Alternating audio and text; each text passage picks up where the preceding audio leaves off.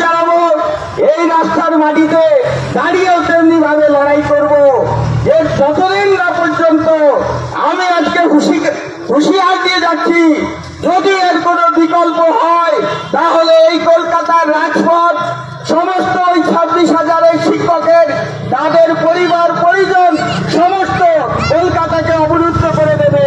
তাই মাননীয় মুখ্যমন্ত্রী এবং সুপ্রিম কোর্ট সবাইকে বলতে চাই, তাদের যাতে চাকরি থাকে তার সুব্যবস্থা করা হোক। এইটুকু বলে মাধ্যমিক শিক্ষক ও শিক্ষাকর্মীকে ধন্যবাদ জানিয়ে আজকের এই মিটিং আমরা একটু পরেই সংগঠিত করব। আপনারা একযোগে ঐক্যবদ্ধভাবে মিছিলে থাকবেন।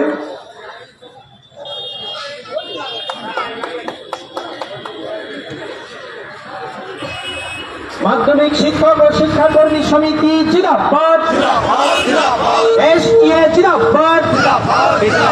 2016 প্যানেলের যোগ্যতা এবং মেধার ভিত্তিতে নিযুক্তদের চাকরিচ্যুত করা চলবে না। 6 বছর চাকরিরত শিক্ষকদের আজকে রাস্তায় নামতে হচ্ছে কেন? রাজ্য সরকার জবাব দাও। যোগ্যতা মেধার ভিত্তিতে নিযুক্ত চাকরিচ্যুত করা চলবে না। এসটিএ জিন্দাবাদ। 2016 প্যানেলের স্বচ্ছতা এবং মেধার ভিত্তিতে নিযুক্ত শিক্ষাকর্মীদের চাকরি বহাল রাখার দাবিতে আজকের বিক্ষোভ চলছে। মাধ্যমিক শিক্ষক ও শিক্ষাকর্মী সমিতি জিন্দাবাদ, এসটিএ জিন্দাবাদ। অবিলম্বে আইনি জটিলতা কাটিয়ে স্বচ্ছতা এবং মেধার ভিত্তিতে নিযুক্ত শিক্ষাকর্মীদের চাকরি বহাল রাখতে হবে। এই দাবিতে সর্বস্তরের শিক্ষাকর্মীদের মিছিল চলছে। এসটিএ জিন্দাবাদ। নেতা মন্ত্রী আধিকারিকদের চুরি দুর্নীতির দায়ভার শিক্ষাকর্মীদের উপরে চাপানো চলবে না। শিক্ষাকর্মীদের চাকরি কেড়ে নিয়ে জীবন নিয়ে ছিনিমিনি খেলা চলবে না।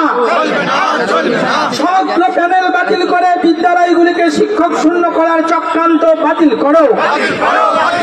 প্যানেল বাতিল করে স্কুল শিক্ষাকে ধ্বংস করার ষড়যন্ত্র বাতিল করো। ভিন্ন রাজনীতির স্বার্থে সমগ্র প্যানেল বাতিল করার ষড়যন্ত্রকারীদের জানাই ধিক্কার। শিক্ষাকর্মীদের চাকরি কেড়ে নিয়ে জীবন নিয়ে ছিনিমিনি খেলা চলবে না।